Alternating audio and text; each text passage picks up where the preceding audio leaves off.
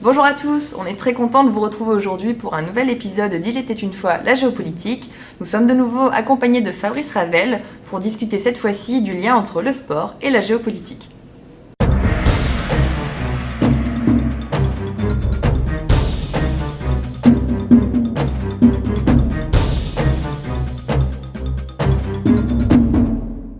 Bonjour Fabrice, vous avez choisi une thématique un petit peu particulière aujourd'hui, mais qui pourtant s'inscrit dans l'actualité. Que pouvez-vous nous dire des logiques géopolitiques dans le sport ? Donc bonjour Lucie, effectivement, c'est vrai que c'est une problématique qui est un peu décalée, puisqu'on s'attend généralement à des logiques de géopolitique qui sont plus liées aux révolutions ou aux guerres. Mais là, à l'occasion du tirage au sort des groupes de la Coupe du Monde qui a eu lieu récemment, je trouvais qu'il était intéressant de se poser la question de quelles étaient les interactions, les influences respectives du sport sur la géopolitique et surtout de la géopolitique sur le sport. Dans un premier temps, Fabrice, peut-être pourriez-vous nous rappeler à quel moment le sport est devenu un phénomène de société ? Absolument, parce que pour que la géopolitique ait une influence sur le sport, encore faut-il que le sport soit un phénomène sociétal majeur. Or, c'est peut-être un peu déroutant ce qu'on va dire pour la plupart de nos apprentis, mais pendant très longtemps dans l'histoire de l'humanité, le sport a vraiment été très très confidentiel, et même quand il va commencer à se développer à la fin du 19e siècle, on va y venir, il restait dans une dimension assez confidentielle. Donc on a eu d'abord les Jeux Olympiques de l'Antiquité. C'est assez intéressant à rappeler parce qu'on était totalement dans une démarche géopolitique, car l'objet pour les différentes cités grecques, on pense notamment à Corinthe, mais à Athènes et à Sparte, c'était de mettre 15 jours de paix pour qu'on puisse, par l'intermédiaire d'exercices physiques ou de compétitions physiques, permettre à toutes ces cités de se rencontrer, de ne plus être en guerre et d'échanger. Donc il y avait vraiment une dimension géopolitique ou politique qui était dévolue aux Jeux Olympiques dans l'Antiquité. Or, il faut savoir que donc le baron Pierre de Coubertin, on est à la fin du XIXe siècle, se base sur les Jeux de l'Antiquité pour lancer ce qu'on appelle les Jeux Olympiques modernes. Mais encore faut-il rappeler qu'à l'époque, d'abord, il n'y a pas de sport professionnel, on va y revenir, que le sport est uniquement dévolu, pardon mesdames, aux hommes, ce qui prouve bien que le chemin va être très très long. Et en plus, c'est très très confidentiel, puisque les premiers Jeux Olympiques à Athènes, ça se déroule uniquement sur 9 jours. Il y a, on va dire, une dizaine de compétitions et il n'y a que 220 athlètes qui sont conviés. Si on sait aujourd'hui le poids des délégations, j'invite nos étudiants ou nos apprentis à regarder sur les outils quels sont le nombre des sportifs par délégation. On voit bien qu'on est sur quelque chose qui n'a plus rien à voir en termes de dimension. Donc, en fait, par l'initiative du baron Pierre de Coubertin, on a le sport qui est redevenu une activité sociétale, mais dans laquelle on se rend bien compte qu'elle était vraiment pour une portion congrue de la population, c'est-à-dire plutôt la haute bourgeoisie ou la haute aristocratie. Il va falloir encore attendre les années 20 et les années 30, avec l'éruption là d'un deuxième sport, je pense aux Coupes du Monde de football, à partir de 1930, pour qu'on ait une emprise croissante, et puis après, dans un troisième temps, progressivement à partir des années 60, on a le professionnalisme qui va se développer et qui, par définition, va amener plus de personnes non seulement à participer, mais aussi à regarder. Parce que pour qu'il y ait une influence géopolitique, il faut que ça devienne un événement de l'ordre du sacré ou de l'ordre où on peut s'investir ou supporter au sens premier du terme. Donc là, il était, je pense, indispensable de remonter les différentes étapes en perspective. Pour ce qui est du professionnalisme, si vous me permettez de rajouter une chose, c'est arrivé encore de façon beaucoup plus récente que ce que certains d'entre nous pouvons croire, parce que le rugby est devenu professionnel que dans les années 90, et les Jeux Olympiques n'ont admis des professionnels qu'à partir de 1992, aux Jeux Olympiques de Barcelone. C'est la célèbre Dream Team, avec Michael Jordan, qui est vraiment, et Magic Johnson, qui sont les deux sportifs auxquels on pense le plus spontanément, Charles Barkley, Patrick Ewing, etc. Donc la Dream Team, enfin la NBA arrive aux Jeux Olympiques, alors qu'auparavant, les professionnels étaient interdits aux Jeux Olympiques, car on considérait qu'ils dévoyaient le sport, et que le sport, c'était une démarche qui avait pour but de rencontrer l'autre et de développer l'âme et l'esprit. Donc, il faut que tous ces éléments-là se conjuguent pour que finalement les événements sportifs deviennent un événement majeur. Et on voit bien que c'est une construction qui va être lente au XXe siècle. Est-ce que cela signifie que les idéologies, la politique, donc par conséquent la géopolitique, vont finir par intervenir dans les logiques sportives ? Absolument. Et vous avez totalement raison de souligner la rapidité avec laquelle ça va se faire, puisque globalement on était en train d'expliquer que le sport était en train de rentrer comme phénomène de société à la fin du 19e siècle et au début du 20e. Et avec les années 20 et surtout les années 30, et la montée en puissance de systèmes politiques totalitaires comme le fascisme et le nazisme, on va avoir une récupération du sport qui est censée magnifier la supériorité d'un État ou d'un parti politique sur les autres. Alors là, il y a des exemples qui s'imposent spontanément à nous.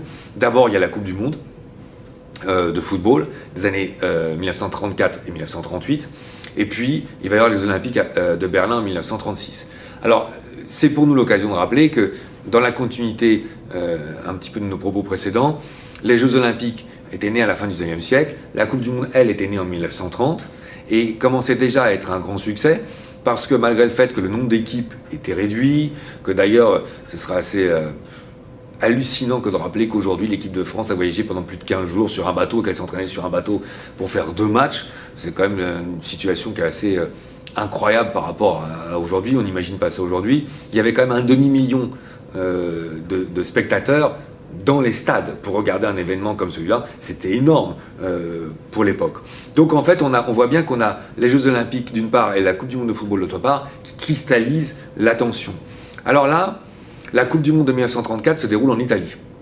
Et donc en fait, l'Italie, globalement, est un État fasciste dirigé par Benito Mussolini depuis 12 ans. Et en plus, il se trouve que Benito Mussolini aime le sport et aime le football.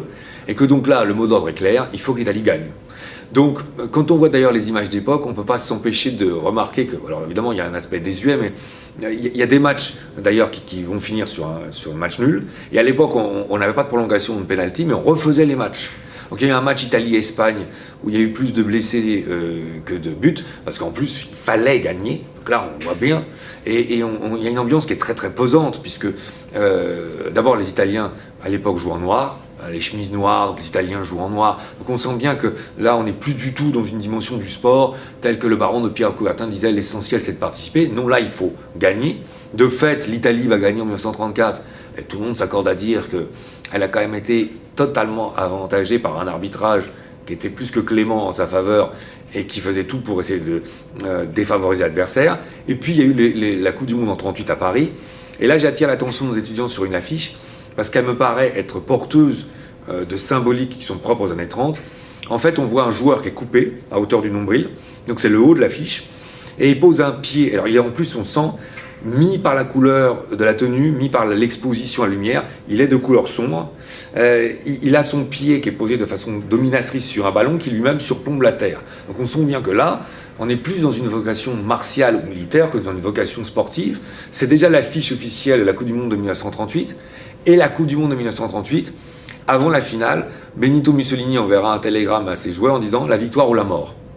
Quand on connaît l'ambiance générale en Italie de la dictature, là on sent bien quand même qu'on n'est plus du tout dans une ambiance sportive et qu'il y a une volonté affichée que de montrer par l'intermédiaire du sport qu'on est une société qui domine ses adversaires. Alors après, en plus, il va y avoir les Jeux Olympiques de Berlin en 1936. On pourrait d'ailleurs anticiper une question. Beaucoup de gens souvent se disent, sur les réseaux sociaux, mais franchement, comment a-t-on pu accorder des Jeux Olympiques à un régime nazi? Ça prouve bien qu'il y avait des accointances ou qu'il y avait une volonté que de leur faire plaisir. Mais en fait, ce qu'il faut rappeler, c'est que Hitler arrive au pouvoir le 30 janvier 1933 et que les Jeux Olympiques sont attribués à Berlin avant que Hitler prenne le pouvoir. Alors par contre, il est indiscutable que par la suite, il va s'en servir comme une vitrine. Ce qui est assez intéressant d'ailleurs dans cette dimension-là, c'est que c'est en Allemagne nazie qu'on va commencer à compter les médailles. Aujourd'hui, quand on regarde nos médias, ce qui est assez étonnant, c'est qu'on voit bien, on se pose toujours la question de savoir est-ce que les Français, on a eu des médailles aujourd'hui, combien on a de médailles, et on fait le calcul des médailles et on compare les pays. Mais dans l'esprit du baron Pierre de Coubertin, on ne comptait pas les médailles. Puisque ce qui était important, ce n'était pas de gagner, ce qui était important, c'était de participer et d'être en échange avec les autres cultures ou les autres États. D'ailleurs, c'est un état d'esprit qui a perduré pendant très longtemps, y compris au rugby dans les années 80. On ne faisait pas de classement. Il n'y avait pas un classement du tournoi, qui était à l'époque un tournoi des 5 nations, il n'y avait pas un classement du championnat britannique, on considérait qu'on se rencontrait, et en gros, on ne faisait pas un classement. Donc en fait, c'est les nazis qui ont commencé à faire un calcul des médailles aux Olympiques, parce que justement, ils voulaient montrer que comme ils avaient plus de médailles, la nation allemande, pour dire des termes pudiques, était supérieure aux autres nations. Donc là, c'est l'instrumentalisation totale du sport à des fins politiques. Et d'ailleurs, il y a un sportif, alors bien sûr, qui est souvent mis en exergue. Il y a deux on va dire, polémiques majeures sur les Olympiques de Berlin. Il y a d'abord le traitement qui est donné à Jesse Owens, qui est donc ce sportif afro-américains qui remportent 4 médailles d'or, 100 mètres, 200 mètres, saut en longueur et 4 fois 100 mètres. Et on dit souvent que c'était la meilleure démonstration ou le meilleur camouflet en régime allemand, ce qui est vrai. Mais par contre, là, il faut être totalement objectif. L'idée qui consisterait à considérer qu'Adolf Hitler a refusé de lui serrer la main ou de le médailler est fausse. Car en fait, il avait commencé à serrer la main la première journée aux sportifs allemands et le CIO lui avait dit, donc l'organisateur des Jeux Olympiques lui avait dit si vous serrez la main des sportifs allemands, il faut serrer la main de tout le monde. C'était impossible avec son emploi du temps, il a dit donc je ne serre plus la main à personne. Et puis il y a une deuxième polémique qui est bien célèbre, c'est quand les délégations circulent sur le stade des Jeux Olympiques, il y a beaucoup de délégations qui vont tendre le bras. Bon. Y compris la délégation française d'ailleurs, et d'autres délégations européennes. Et évidemment, là il y a une ambiguïté majeure, c'est que le stade allemand, pensant que c'est le salut fasciste, le salut nazi, et que c'est donc une adéquation des sportifs avec ce système politique, le stade répond en se levant et en tendant le bras. Alors qu'en fait, ce qu'il faut se rappeler, c'est que juste en 1936, c'était le salut olympique. C'était le salut de l'Antiquité. C'est-à-dire qu'en gros, dans l'Antiquité, on montrait sa main, ou la paume de sa main, pour montrer que justement l'arrivée des armées, comme quoi les symboliques peuvent changer dans l'histoire, pour montrer qu'on était des armées et qu'on venait en paix. Donc c'était le salut des Jeux Olympiques. Alors il est évident qu'il n'était pas forcément très très adroit, de la part de délégations occidentales, que de faire le salut des Jeux Olympiques, qui d'ailleurs depuis est tombé en désuétude pour des raisons évidentes, devant une tribune où il y avait Adolf Hitler, et où effectivement la confusion était inévitable. D'ailleurs, il faut rappeler que la délégation américaine, sentant à juste titre cette situation, avait choisi de défiler, c'est un beau geste, la main sur le cœur, pour être sûr qu'il n'y ait pas d'amalgame possible. Quant à le nombre de médailles, c'est un sportif allemand qui en a eu plus. Ça, on n'aime pas beaucoup le rappeler, c'est un athlète allemand qui faisait de la gymnastique, qui avait eu 3 médailles d'or, mais 6 en tout. Et c'est bien l'Allemagne qui a le plus, à la fois de médailles et de médailles d'or. Et là, on voit bien que les Jeux Olympiques avaient été totalement récupérés à des fins géopolitiques qui nous amenaient très très loin des logiques initiales du baron Pierre de Coubertin. Donc du coup, est-ce qu'on peut considérer, après justement la Seconde Guerre mondiale, que l'instrumentalisation du sport par la géopolitique s'est amenuisée ? Alors, c'est une question qui paraît opportune, parce qu'effectivement, on pourrait avoir tendance à considérer que, puisqu'il y a eu la Deuxième Guerre mondiale et que les systèmes totalitaires qui sont le fascisme et le nazisme ont été vaincus, finalement, il n'y aurait plus d'interférence entre la géopolitique et le sport tel qu'on les a connus dans les années 30. Ce serait une erreur, parce que ce qui se passe, en fait, c'est qu'il va y avoir une autre tension majeure qui va se mettre en place, c'est bien sûr la guerre froide. Et là, il va y avoir une rivalité exacerbée entre, bien sûr, le bloc de l'Ouest, alors sous l'égide des États-Unis, puis le bloc de l'Est sous l'égide de l'Union soviétique. Et en fait, là aussi, le sport va être instrumentalisé, d'autant plus que, dans la logique soviétique de l'époque, le sport doit montrer à quel point la société communiste est meilleure et permet non seulement de plus développer l'esprit, mais de mieux développer le corps. Donc par définition, on doit forcément avoir de meilleurs résultats, puisque la société politique doit permettre de plus développer le corps. Alors en plus, il y a un aspect qui est assez intéressant dans cette démarche, c'est la volonté marxiste, communiste ou soviétique, selon le terme qu'on préfère, de montrer l'égalité homme-femme, justement en contrario de ce qu'on avait dit précédemment, et donc de mettre en avant les sportives féminines. Et là, il y a des images, pour les plus anciens parmi nous, qui reviennent spontanément à l'esprit. Pour les plus gracieuses, avec Nadia Comaneci aux Jeux Olympiques de Montréal en 1976. Mais généralement, ce n'était pas l'image des sportives de l'Est, parce qu'on pense surtout aux athlètes est-allemandes, aux nageuses est-allemandes, dont on sait très très bien aujourd'hui qu'en réalité, elles étaient entrées dans des conditions quasi professionnelles, ce qui n'était pas le cas des Occidentaux, puisqu'à l'époque, il faut rappeler que par exemple, pour le basket, jusqu'en 1992, on l'a évoqué, c'était des universitaires américains amateurs qui étaient envoyés, puisque les professionnels n'avaient pas le droit de jouer. Donc paradoxalement, les meilleurs sportifs occidentaux ne pouvaient pas se déplacer parce qu'ils étaient professionnels, mais les sportifs de l'Est, eux, globalement travaillaient 2 à 3 heures par jour et s'entraînaient tous les jours, presque de façon professionnelle, avec en plus des conditions qui aujourd'hui laissent assez dubitatifs. J'en citerai quelques-unes si vous me permettez. D'abord, parfois il y avait un stade en Allemagne de l'Est qui était plutôt mis sous des conditions souterraines, parce qu'il y avait une technologie qui permettait de reproduire un entraînement en altitude, parce qu'on savait que le fait d'entraîner en altitude augmentait le volume d'oxygène absorbé dans les poumons. Alors ça, c'était recréé artificiellement en souterrain. On changeait 2 fois à 3 fois par an totalement le sang de certains sportifs, parce qu'on savait que le fait de totalement changer leur sang, ça augmentait leur capacité sportive, ce qui bien sûr par la suite avait quand même des conséquences assez désastreuses. Et on allait parfois, comment le dire de façon polie, jusqu'à demander à certaines sportives de se mettre enceintes pour les faire avorter ensuite, parce qu'on savait que parce qu'elles avaient été enceintes, il y avait un enchaînement de molécules ou du sang qui faisait qu'il y avait une oxygénation plus rapide. Donc la performance sportive, on voit bien que d'ailleurs on est clairement sur des logiques de dopage ou de transformation du corps à des fins de performance sportive. Et quand on voit les performances de certaines nageuses est-allemandes des années 70, on pense notamment à des sprinteuses est-allemandes comme Marita Koch sur le 100 mètres ou le 200 mètres, on sait très bien qu'aujourd'hui, on n'arriverait pas, malgré le fait que la technologie des pistes se soit améliorée, que la technologie des vêtements se soit améliorée et que les entraînements soient plus performants, on n'arriverait pas à atteindre des performances qu'on atteignait il y a 30 ans. Donc on voit très très bien qu'il y avait une instrumentalisation du sport qui était claire. Alors là, en termes d'événements, me semble-t-il, il y a quelques éléments ou quelques faits qu'il faut rappeler. D'abord, les Jeux Olympiques de Moscou en 1980. La seule chose qui est plaisante dans ces Jeux Olympiques, c'est la mascotte. C'est un ourson qui est vraiment très très ludique ou qui est très très jovial. Par contre, les Jeux Olympiques de Moscou arrivent 6 mois après l'invasion de l'Afghanistan par l'Union soviétique, le 26 décembre 1979. Donc Jimmy Carter, qui est président des États-Unis, décide de boycotter les Jeux Olympiques de Moscou, ce qui veut dire qu'en gros, on instrumentalise les sportifs, dont on peut imaginer que certains ont été un peu désorientés, puisqu'on s'entraîne pendant 3 ans pour apprendre que 3 mois avant, on n'a pas le droit d'y aller. Donc finalement, on cherche à sanctionner les soviétiques par l'intermédiaire du sport. Et d'ailleurs, c'est assez intéressant parce que c'est bien sûr pas ce boycott-là qui amènera les soviétiques à se retirer d'Afghanistan. Mais par contre, comme les Jeux Olympiques ont lieu à Los Angeles en 1984, par définition, on pouvait légitimement s'y attendre. Les soviétiques disent en 84, nous on n'ira pas, alors ils trouvent une excuse. Enfin, on a bien compris qu'en gros, c'était une mesure de rétorsion par rapport au fait que les Américains n'avaient pas été aux Olympiques de Moscou en 1980. Bon. Donc là, on est d'ailleurs sur un des moments les plus tendus de la guerre froide. Ronald Reagan va être élu en 80.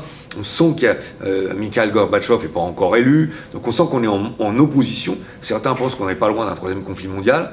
Et d'ailleurs, là, il y a un match qui est représentatif. Donc là, on n'est plus aux Jeux Olympiques d'été, on est aux Jeux Olympiques d'hiver. Il y a une demi-finale des Jeux Olympiques de hockey sur glace qui va avoir lieu dans le courant des années 80 entre les États-Unis et l'Union soviétique. Et alors là, c'est très difficile, me semble-t-il, de se rappeler de l'ambiance générale qu'il va y avoir, parce que ça a lieu aux États-Unis. Et donc, on a une demi-finale entre l'équipe d'Union soviétique, qui est censée être la meilleure au monde, et de très loin, avec les meilleurs techniciens, qui s'entraînent régulièrement, ils sont tout le temps ensemble, et des très jeunes universitaires américains, qui n'ont pas le niveau requis, puisque normalement c'est des professionnels américains et canadiens, mais là on a des très jeunes universitaires américains qui sont en plus sélectionnés, donc en plus on a l'impression que c'est David contre Goliath, et évidemment le monde entier va retenir son souffle, parce que là ce qui est intéressant, c'est pas de savoir quelle est l'équipe qui a le meilleur hockey, mais c'est d'imaginer que dans la période de tension qu'on est en train d'évoquer, quelle va être l'ambiance sur le terrain entre Américains et Soviétiques. Alors d'abord, le match va être fait dans une ambiance, la salle est totalement, aux États-Unis, pro-américaine, donc déjà, on l'a bien compris, le sport là n'a plus du tout sa place. Comme c'est un sport qu'on qualifiera de relativement viril, le hockey sur glace, là on peut imaginer que passe plus de temps quand même à se percuter physiquement, dire un peu des boîtes, que tu as le jargon qu'on a hockey sur glace, qu'à regarder le palais. Et alors évidemment, ce qui est extraordinaire, parce que la fin est digne d'un film hollywoodien, c'est que contre toute attente et contre toute logique sportive, les Américains finissent par l'emporter 4-3.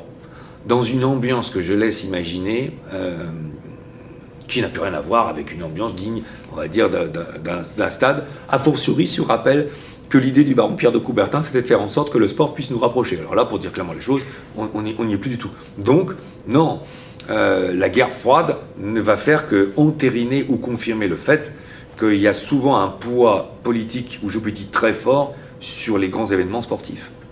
Du coup, est-ce qu'après la guerre froide, on peut considérer que ces logiques géopolitiques dans le sport ont perduré ? Si oui, sous quelle forme ? Et j'irais même jusqu'à vous demander, est-ce que de nouvelles logiques sont apparues ? C'est une question qui est d'autant plus naturelle que dans un premier temps, effectivement, on a fait remarquer que parce qu'il y avait des grandes tensions, elles avaient tendance à avoir une influence sur le sport. Et aujourd'hui, on pourrait se dire, bon, on est sorti des grands systèmes totalitaires ou de la confrontation avec les grands systèmes totalitaires, puis l'Union soviétique a disparu à l'issue de la guerre froide, puis le professionnalisme s'est considérablement développé, donc on n'a plus d'influence géopolitique. D'ailleurs, ça peut être un sujet, pas de polémique, le terme est trop fort, mais de discussion avec certains de nos apprentis. Quand on regarde le sport professionnel aujourd'hui, et notamment le football, puisque c'est celui auquel on pense le plus, qu'est-ce qu'on remarque? Que la plupart des grands sportifs changent de club tous les 2 ou tous les 3 ans.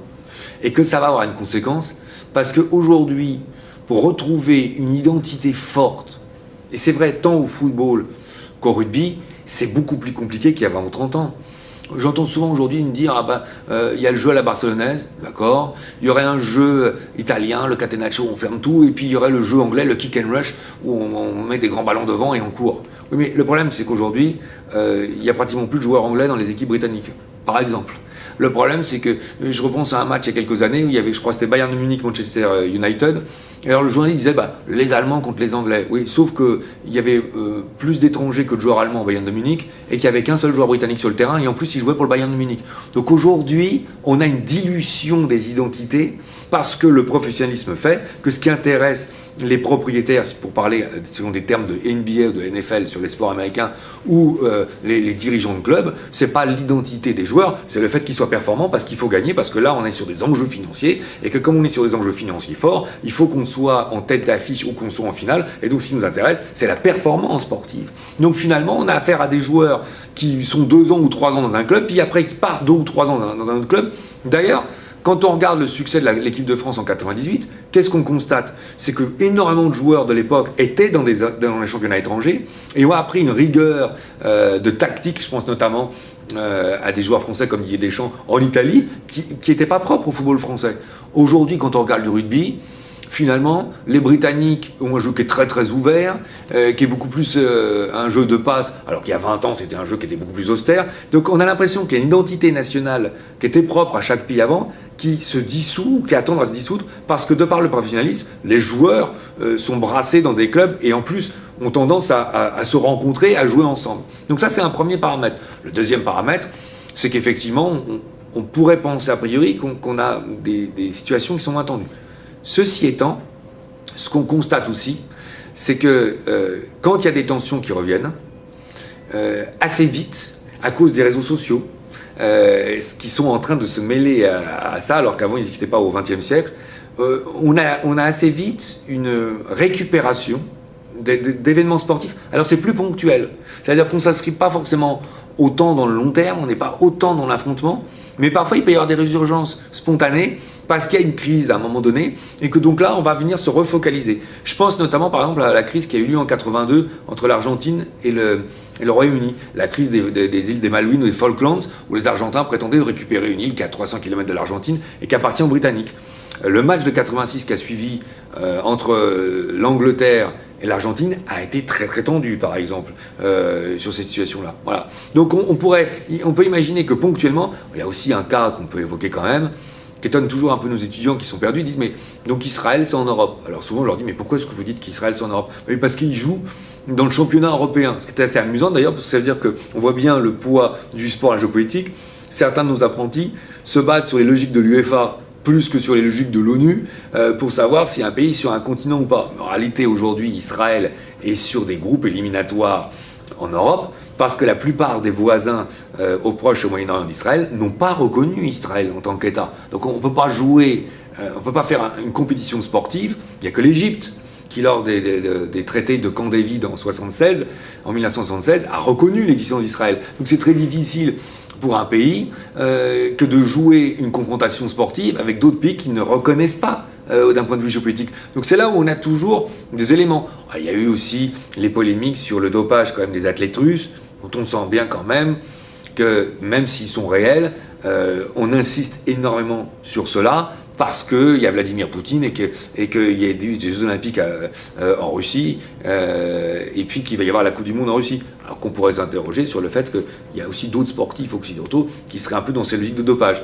Donc je pense que ce qui se passe, c'est que la dimension d'influence ou d'interférence est moins systématique, s'inscrit moins sur le long terme, parce qu'effectivement, on a quand même un brassage des sportifs qui fait qu'aujourd'hui, on est sur quelque chose de plus linéaire en termes d'identité de jeu et d'intérêt national, mais il y a quand même des résurgences qui se font en temps de crise. Et donc, de ce point de vue-là, on peut considérer que la géopolitique ne disparaît pas totalement du champ sportif.